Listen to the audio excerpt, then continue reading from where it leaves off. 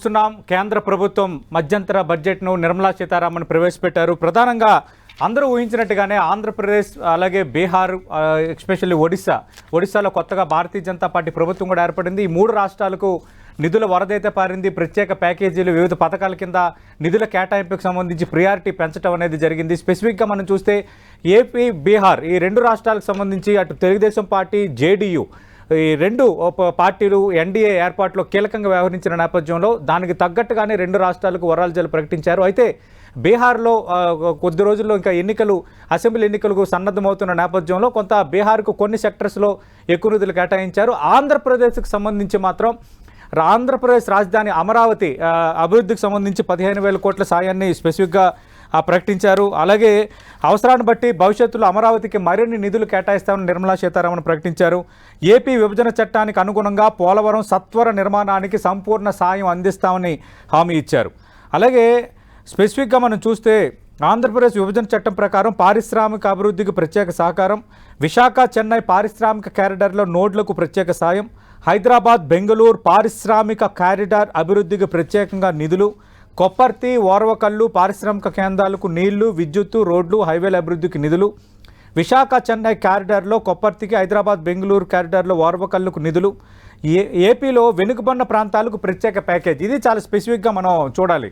ఎందుకంటే ఆంధ్రప్రదేశ్ విభజన చట్టం ప్రకారం వెనుకబడిన జిల్లాలకు ప్రత్యేక ప్యాకేజీకి గతంలో కేంద్రం స్పెసిఫిక్గా హామీ ఇచ్చిన నేపథ్యం కొన్ని జిల్లాలకు అంటే ఉత్తరాంధ్ర నుంచి విజయనగరం, విశాఖపట్నం, శ్రీకాకుళం ఉమ్మడి జిల్లాలకు, అలాగే రాయలసీమలోని 4 జిల్లాలు కడప, అనంతపురం, కర్నూలు, చిత్తూరు ఈ 4 జిల్లాలకు 50 కోట్ల చొప్పున అప్పుడు వచ్చేవి. కానీ మధ్యలో ఈ నిధులు ఆగిపోయిన నేపథ్యంలో ఏపీలో వెనుకబడిన ప్రాంతాలకు ప్రత్యేక ప్యాకేజీని ప్రకటించడం అనేది ఖచ్చితంగా ఉపశమనమైనదే. అయితే ఈ ప్రత్యేక ప్యాకేజీ గతంలో ఇచ్చినట్టుగా 50 కోట్లు ఇస్తారా, లేదంటే ప్రత్యేక రాయితీలు కూడా ప్రకటిస్తారా? ప్రత్యేక రాయితీలు ప్రకటిస్తే ఖచ్చితంగా పారిశ్రామిక అభివృద్ధికి అది కొత్త పునాది వేసినట్టుగా అవుతుంది. కాబట్టి కేంద్రం ప్రత్యేక హోదాకు సంబంధించి ఆల్రెడీ క్లారిటీ ఇచ్చిన నేపథ్యంలో ఇక కుదరదని చెప్పిన నేపథ్యంలో దాని ద్వారా అందే సాయాన్ని ఈ మోడల్లో అందించబోతున్నారనేది అందరూ ఆసక్తిగా ఎదురు చూస్తున్నారు. స్పెసిఫిక్గా చూస్తే ఈసారి కొత్తగా రాయలసీమ, ఉత్తరాంధ్ర జిల్లాలతో పాటు ప్రకాశం జిల్లాను కూడా వెనుకబడిన జిల్లాగా కేంద్రం గుర్తించినట్టయింది.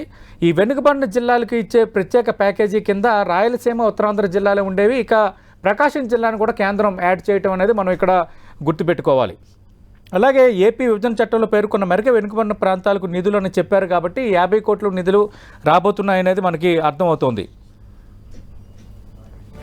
ఇక ఏపీకి సంబంధించి నిర్మలా సీతారామన్ ఏం మాట్లాడారో ఒకసారి విందాం. Food security. Andhra Pradesh Reorganization Act. Our government has made concerted efforts to fulfill the commitments in Andhra Pradesh Reorganization Act.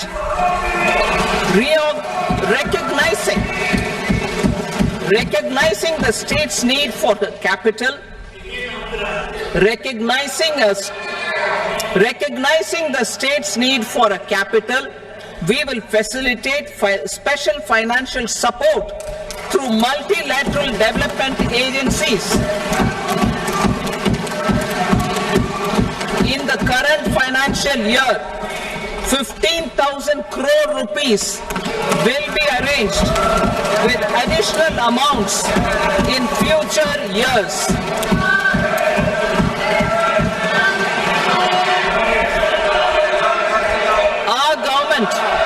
Is fully committed to financing and early completion of the Polavaram irrigation project, which is the lifeline for Andhra Pradesh and its farmers. This will facilitate our country's food security as well. Under the Andhra Pradesh Reorganization Act, for promoting industrial development, funds will be provided for essential infrastructure such as water, power, railways and roads. In Kopparthi node on the Visakhapatnam Chennai industrial corridor and Varavakal node on the Hyderabad Bengaluru industrial corridor. An additional allocation will be provided this year towards capital investment for economic growth. Grants for backward regions of Rayalaseema, Prakasham, North Coastal Andhra, as stated in the Act, will be provided.